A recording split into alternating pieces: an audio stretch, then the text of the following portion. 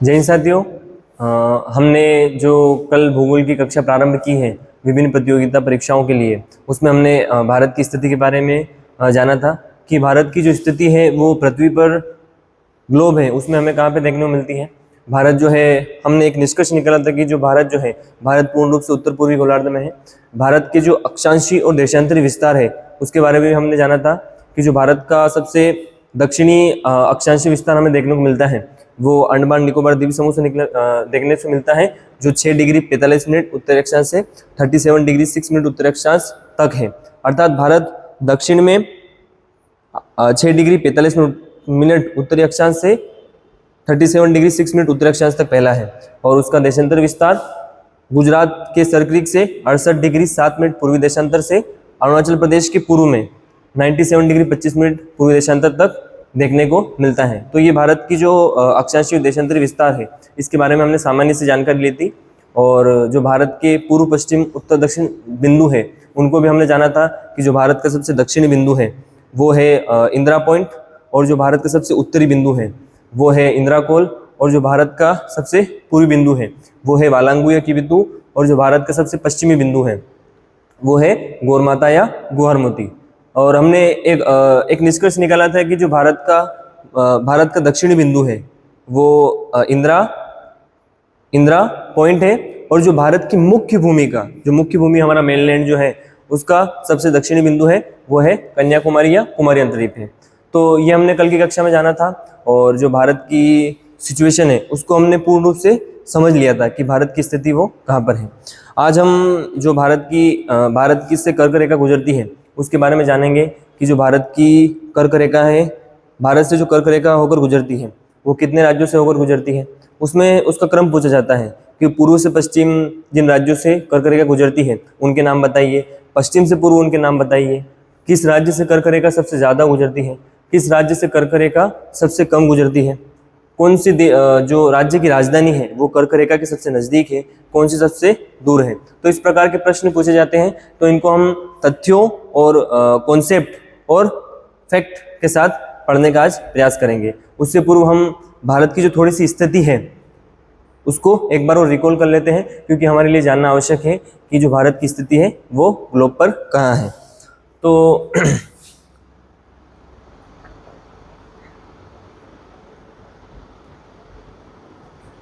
ये कुछ इस प्रकार पृथ्वी है।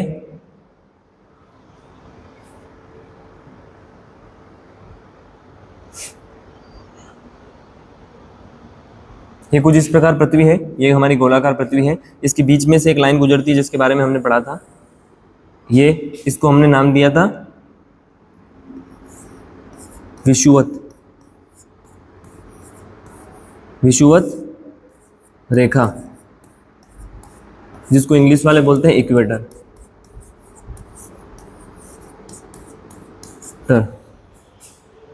और इसके उत्तर में हमने एक और रेखा को जाना था, ये 0 डिग्री पर है, ये 0 डिग्री है।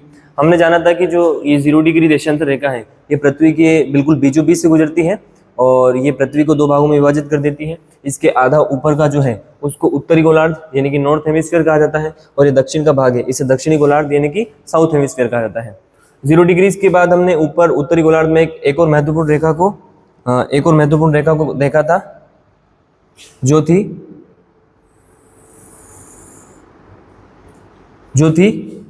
कर्क रेखा, जिसको कहा जाता है ट्रॉपिक ऑफ कैंसर।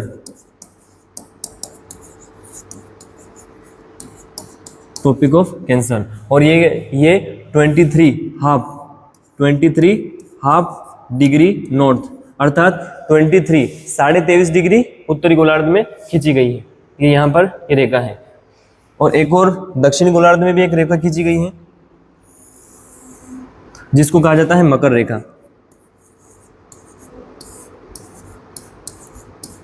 रेखा, जो है ट्रॉपिक ऑफ कैप्रिकॉर्न।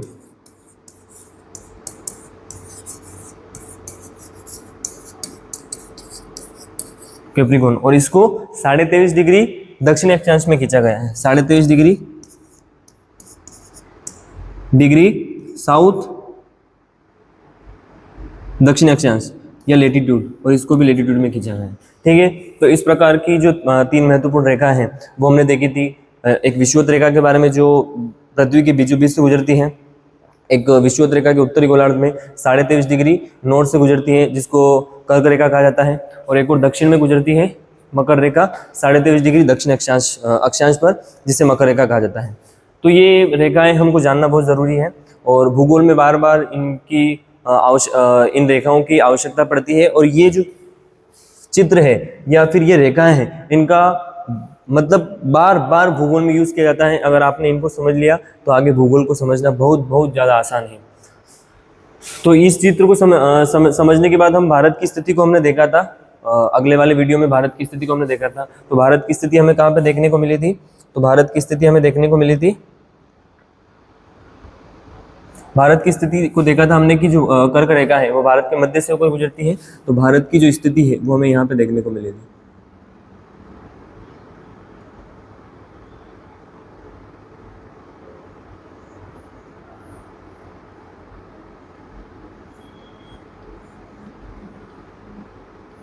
ये भारत जो है, भारत की स्थिति हमें यहाँ पे देखने को मिली थी, और जो कर्क रेखा है वो भारत के बीचों बीच से होकर गुजरती है। और ये जो कर्क रेखा से दक्षिण का भाग है ये उष्णकटिबंधीय क्षेत्र यानी कि ट्रॉपिकल जोन में आता है, और भारत का जो उत्तरी भाग है वो शीतोष्णकटिबंधीय क्षेत्र यानी कि टेम्परेट क्लाइमेट में आता है। ये स्थिति हमने उस कक्षा में जानी थी। अब हम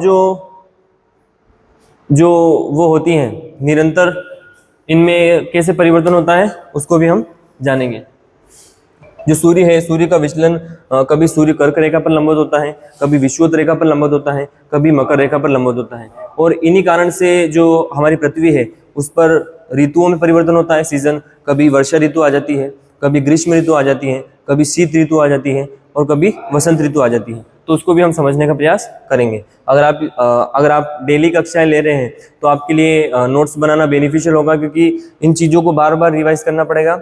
एक बार में वीडियो देखकर ये चीज़ें याद नहीं की जा सकती, तो आपको बार बार वीडियो देखना नहीं पड़े, इसलिए आप अगर निरंतर नोट्स बनाएं तो आपके लिए अच्छा होगा।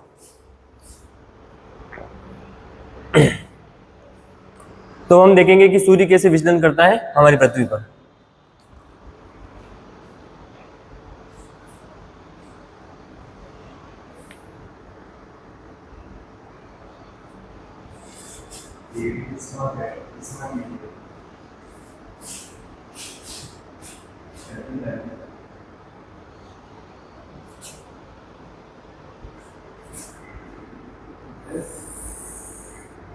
ये विषुवत रेखा है, ये कर्क रेखा है, ये मकर रेखा है।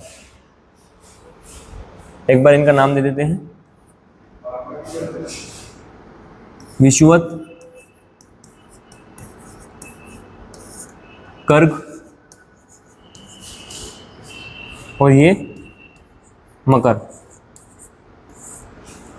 तो जैसे कि सूर्य अपनी जगह स्थित है, और जो पृथ्वी है, पृथ्वी और अन्य ग्रह हैं वह सूर्य के चारों ओर चक्कर काट रहे हैं, और हमारी पृथ्वी जो है वह 23.5 डिग्री झुकी हुई है। तो इसी कारण है कि सूर्य जो है, सूर्य कर्क रेखा और मकर रेखा के बीच में ही भ्रमण करता है। ना तो सूर्य कर्क रेखा से ऊपर जाता है, ना मकर रेखा से नीचे आता है।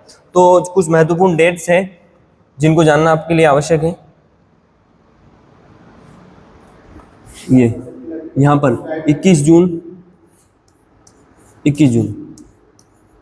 आपने एक फैक्ट पढ़ा होगा कि जो भारत में सबसे बड़ा दिन होता है वो 21 जून को होता है, क्योंकि 21 जून को ही जो सूर्य है वो कर्क रेखा पर लंबवत होता है। और जो भारत की स्थिति है, भारत की स्थिति हमें यहाँ पे देखने को मिलती है।